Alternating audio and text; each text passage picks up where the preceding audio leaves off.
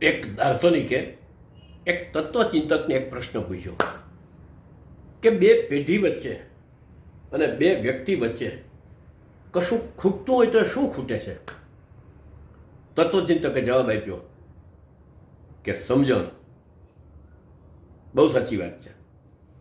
આજે બે પેઢી વચ્ચે અથવા બે વ્યક્તિઓ વચ્ચે અથવા વ્યક્તિ અને સમાજ વચ્ચે અને અથવા તો સમાજ અને રાષ્ટ્ર વચ્ચે જો કશું ખૂટતું હોય તો એ સમજણ ખૂટે છે. કોઈક શું કહેશે એનો કોઈક શું અર્થ કાઢે છે અથવા એ શું સમજે છે એ આપણે ખબર પડતી નથી. આવી જ એક નાનકડી એક કથા છે, વાર્તા છે. બે મિત્રો હતા. બે મિત્રો આમ એક જ શેરીમાં અને સામસામે રહેતા. એક મિત્ર ખૂબ પૈસાદાર હતો અને બીજો મિત્ર આમ એકદમ આમ સામાન્ય સ્થિતિનો. અને એ જમાનામાં પૈસાદાર મિત્ર પાસે એક ઘોડો હતો. હવે ઘોડો એ વખતે બહુ સમૃદ્ધિનું પ્રતીક ગણાતો અને આ બિચારા સામાન્ય સ્થિતિવાળા માણસ પાસે પણ સાયકલ પણ નહોતી. બંને મિત્રો એના કાર્યક્રમમાં સાથે હોય, બધાએ કોઈ પણ જગ્યાએ જમવાનું હોય તો એમાં સાથે હોય, બંને ફરવા સાથે જાય, બધી બેની સરસ મજાની વ્યવહાર ચાલતો.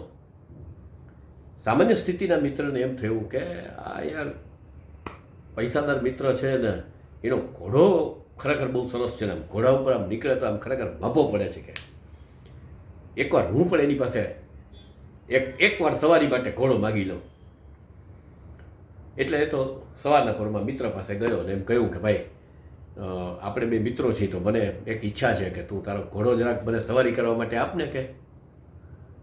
એટલે મિત્રએ કીધું હા હા એમાં શું કે, પણ અત્યારે છે ને ઘોડો જરા બહાર ચરવા માટે ગયો છે કે આવે એટલે પછી તો લઈ જાય કે.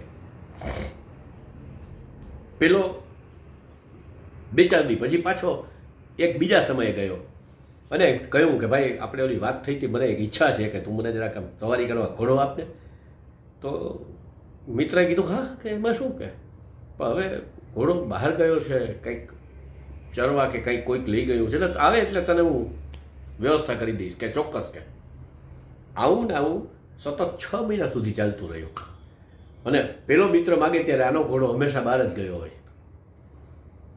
એક દિવસ તો આ અચાનક આમ એવા સમયે પૂછી ગયો કે જ્યારે ઘોડો ક્યાંય ગયો જ ન હોય અને તાત્કાલિક સીધો જઈને ઊભો રહ્યો કે જો ભાઈ દોસ્ત, મારી ઘણા વખતથી ઈચ્છા છે, હું 6 મહિનાથી તને કહું છું અને તું મને હા નથી પાડતો, મને તું કંઈક ઘોડાની વ્યવસ્થા કરો. ઓલો કે પણ મને ક્યાં વાંધો જ છે, પણ ઘોડો બહાર ગયો છે કે નથી હાજર કે. ત્યાં પાછળથી ઘોડામાંથી ઘોડાનો હણહણવાનો અવાજ આવ્યો. એટલે મિત્ર એકદમ ચોંકી ગયો. સામાન્ય સ્થિતિના મિત્રએ કીધું કે જોયું ઘોડો અંદર જ છે કે, અને તું મને ના પાડે છે કે, આ ઘોડાનો અવાજ સંભળાય છે મને કે. એટલે પૈસાદાર સ્થિતિના માણસે કહ્યું કે ભાઈ તારી વાત બહુ સાચી છે, તને આ ઘોડો હણાઈ એ સંભળાયું? તો કે હા. તો કે હું 6 મહિનાથી તને જે કહું છું એ તને સમજાતું નથી. અસ્તુ. તો આ હતી સમજણની વાત. તો આપણે પણ આપણા ક્યાંક વ્યવહારમાં આપણે ક્યાંક કોઈકની સાથે ના વ્યવહારની અંદર સમજણમાં ઊણા નથી ઉતરતા ને એની ખાસ આપણે કાળજી લેવી પડે. અસ્તુ. આભાર. આપના અભિપ્રાયો ચોક્કસ આવકાર્ય છે.